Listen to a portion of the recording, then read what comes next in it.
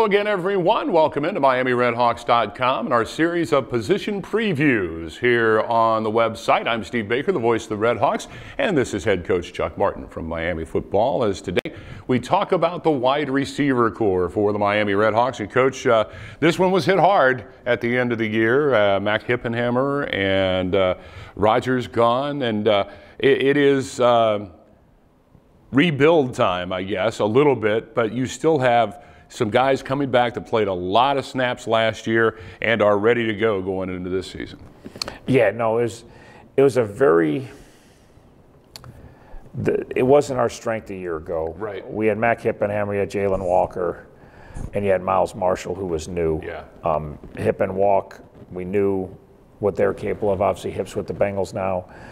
We knew what Jalen Walker could do, not only on offense but on special teams, returning, and they did their thing. And again, it was tough for them when they lost their quarterback, right, and the opportunities weren't as much. And then Miles really came on as the year went on, and then you get down with the year, and Jay Walk and Hip are gone, and now you got Miles Marshall, who, you know, caught a handful of balls, and you have no one else that's caught a ball at Miami, and you have no depth. Our backups weren't very good. A lot of our backups have moved on to other schools, so we knew that was happening. Mm-hmm. It was, I think, good for both parties that they decided to move on. New beginning for some of them, and guys that weren't playing weren't kids that were trusted high enough to get on the field. So it was pretty bleak in January, and then spring ball comes around, and we added a couple transfers and a couple young kids, and I came out of spring and I really liked the room and the upside. They still got to prove it in games because you still got Miles Marshall, the only guy that caught a football in Miami, right, of all those guys, not counting running backs or tight ends, which we'll get into, how the flexibility of those guys. But in January, I thought we were going to play, 3 running backs, 3 tight ends, and no wideouts, or maybe 1 wideout. So right, starts with returners. Javon Tracy had a wonderful spring. He's out of Decatur Central in Indianapolis, younger brother of Kenny Tracy. He really, and he has not played at all. He redshirted a year ago. He had a monster spring for us. He's a guy that can definitely help. How good will he be as a redshirt freshman? That remains to be seen. I know he has a super high pride level. And then Reggie Virgil's the other freshman that just had a great spring. And Reggie did a great job on ST for us a year ago, mm-hmm, covering kicks for us, but didn't play at all at wideout. Played a couple snaps here and there, but he really progressed this spring, is what you hope young guys do, and there was a huge opportunity there with the void of Jaywalk and Hip. We also brought in Gage Lavardin from Southeast Louisiana. He's from Louisiana originally, mm-hmm, and he did some really nice things this spring. Again, he hasn't played any football here yet, so it's yet to be determined what role he'll have and how much he can impact us, but we are excited about his presence.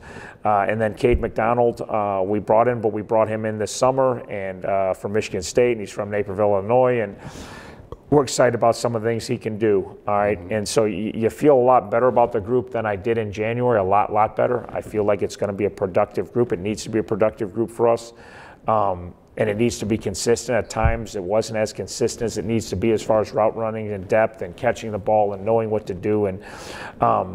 And then we have some versatility at other positions, which we'll get into, which we can use guys flexed out. But I don't think we have to play 3 running backs and 3 tight ends anymore after going through spring. I think we'll be in good shape, and I think the Miami Redhawks fans will be pleasantly surprised with the receiving core. Yeah, indeed. And going back to spring ball and getting some new guys acclimated. You mentioned Gage Lavardin, lightning fast speed going down the field, and Javon Tracy. Just made some outstanding contested catches as well in the spring.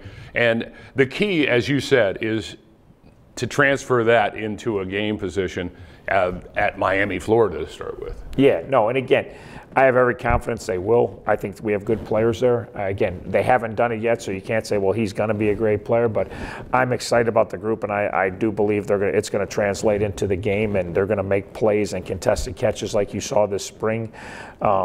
And again, the biggest thing is consistency for all our quarterbacks, not just Brett, but AV and Maddox. And I always tell our quarterbacks, they got a demand of the other positions what they give the other positions. Our quarterbacks compete at a very high level and demand a lot of themselves, and we're trying to get them to demand and raise the bar for everyone else. And the receivers definitely raised the bar this spring. Yeah, absolutely. That's the receiver core for the 2023 Miami Redhawks. Our next position preview, back to the other side of the ball and the defensive secondary here on MiamiRedhawks.com.